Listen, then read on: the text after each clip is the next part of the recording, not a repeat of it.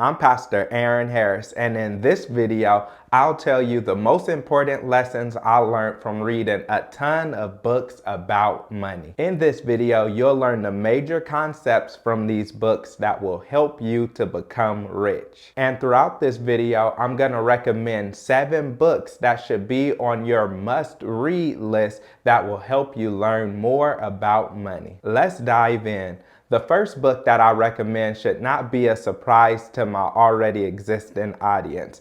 It is Make Money Make Sense, What Every Christian Should Know About Personal Finance, which was written by your very own, myself. The reason that I recommend this book is not only because I wrote it, which that's part of the reason, but it is a basic guide for anyone who wants to know the basic principles about personal finance. If you want to know about budgeting, investing, creating a vision, how to manage your money, how to be able to watch out for pitfalls, how to save, when to save, how much to save, different investing opportunities and high risk investments and low risk investments, then this is just a basic book that I believe everyone should have knowledge about. So I think every high schooler should have this book, every adult or every child before they leave their parents' home, every teenager should be forced to read this book so that they can leave out of their home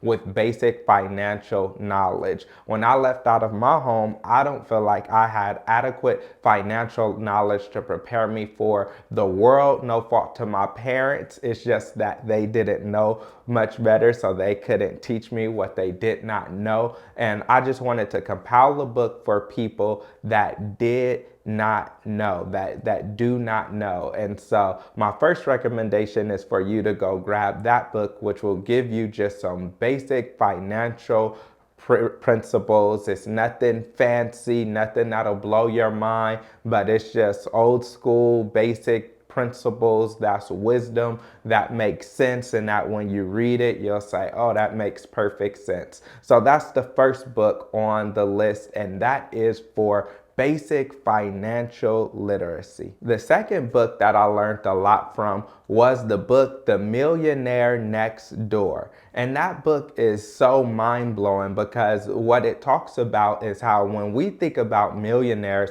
we usually think of people that live in mansions and people that have fancy cars, but the concept of the book is most millionaires live right next door to you. They live in a middle class neighborhood, upper middle class neighborhood, in a regular 3-4 bedroom home. They drive a regular car. You would never know that they're a millionaire, except they may have a paid off home. They may have good investments for their retirement. So if you have a home that's paid off, that's worth $500,000, $600,000, and then you have $500,000 or $600,000 in your retirement account, then automatically that makes you a millionaire, as long as you don't have a lot of car debt or a lot of debt in general. And so this book, it changes the way that you think about millionaires, because it's not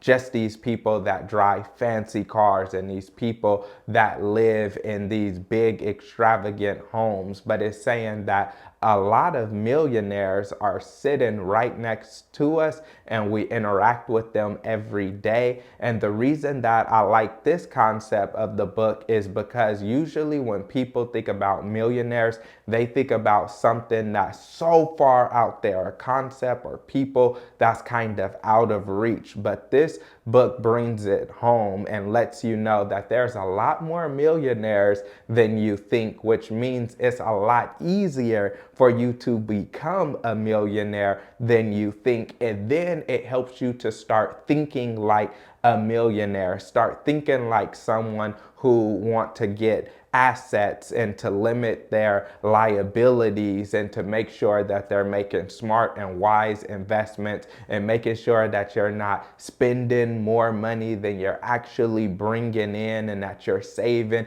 and investing and doing all the things that most millionaires do. So this is a must read for everyone. The next book is a must read for every high income earner, and it is called The White Coat Investor. This book was recommended to me by my wife, who is an actual physician. And so this book was written by a physician who goes off and talks about just how physicians should think through and manage their income. And really the problem that he talks about and deals with is that a lot of physicians have a lot of student loans, a lot of debt, and then when they get out of residency, then they have a high income. So what do you do when you fall into a high income and you have a lot of debt, where a lot of people want to give you access to loans and credit cards, and you can buy expensive homes and expensive cars? How do you best manage your money? And I believe that this book is a resource for anyone who has a high amount of debt because of student loans or a high amount of debt for any reason. Then this book is really helpful in just helping you think through how you should manage that debt. And I believe that this book is helpful for anyone who's going to jump into a high income position. So someone going from making $0 a year or $40,000 or $100,000 a year, and then you're gonna jump to like $200,000 a year, $150,000, $300,000 a year. So it's not unique to physicians. It could be lawyers, it could be dentists, it can be any job that you go to school for, tech, and then right after school, you're getting this high income paying job, but you still may have some student loans and you're trying to balance out what your next steps are for investing. The White Coat Investor is a perfect place to start. And really, one of the concepts that I like that the White Coat Investor really dives in on and really talks about is the fact that you should not, you have to live below your means when you're first starting off. You have to first make sure that you tackle that debt, that you cover the debt. And just because you can now afford a more extravagant lifestyle doesn't mean that you should start off buying those things, going on those expensive vacations, but instead everything in moderation. Just wait and give it some time. Let that cash build up, investment build up, and make sure that you take those debts down, and then you will really be winning at your finances. The next book that I'll recommend helps with your money mindset, and it is called Think and Grow Rich. And in this book, what happens is the author went and he interviewed some multi-millionaires, some of the richest people in the early 1900s. And when he interviewed them, he looked at all the principles that they had that made them multi-millionaires, that made them really successful. And he put that down and he applied it to 13 key principles that he said that everyone should have if they want to have a mindset of actually growing rich, of actually becoming wealthy. It's about habits that you developed. And so becoming rich isn't just about making the right financial decisions. It's not just about the numbers. It's also about your character. It's about your mentality. It's about your perspective. It's about how you treat people, how you carry yourself. And so this book helps you to go beyond the numbers and the finances to understand that success with wealth goes even beyond the numbers and it starts to look at the character. Similarly, the book The Richest Man in Babylon is also set in the early 1900s, and it was written to just be a book about wisdom. That tells you how to be wise when it comes to your finances. And so it's just wise sayings. And so it's not in the nuts and bolts of do this and do that, but more principles that the wealthy should live by to help you to not fall into money traps and help you to not do negative or bad things with your money, but instead to help you make wise decisions. And so I recommend this book because it's a good read. It's interesting. Most of the things you'll say, oh, I already know this, I already know that, I already know this, I already know that.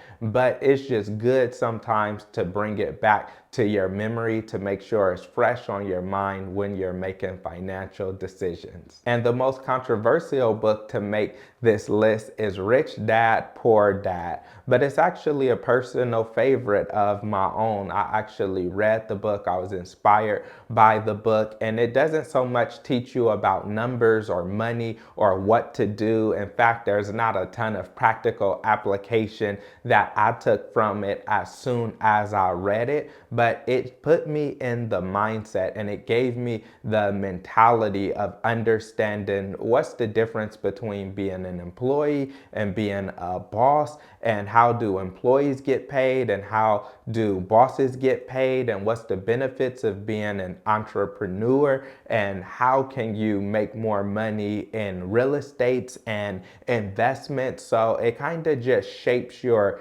thinking about finances and about money. Many people will think about, if they want more money, well, how can I make more money? How can I work more hours? How can I get paid more on an hourly rate? But this book really shapes our perspective and our thinking about wealth in general to help us understand how most billionaires actually were able to become billionaires and multi-millionaires because of the type of work that they do based off of the IRS tax code, meaning are you a contractor or are you a W-2 employee or are you a business owner, and what are the benefits of being a business owner and how being a business owner has certain tax benefits, whereas being a W-2 employee doesn't have as many tax benefits. So it's just encouraging people to be business owners, to go into real estate and to be able to write off losses so they're not paying a ton of money in taxes, and to be their own boss so that there is not a glass ceiling above them, but that they can continue to rise and grow their wealth and grow their income. So if you learned something from this video, then watch the other videos which are on my channel, which are all about financial literacy.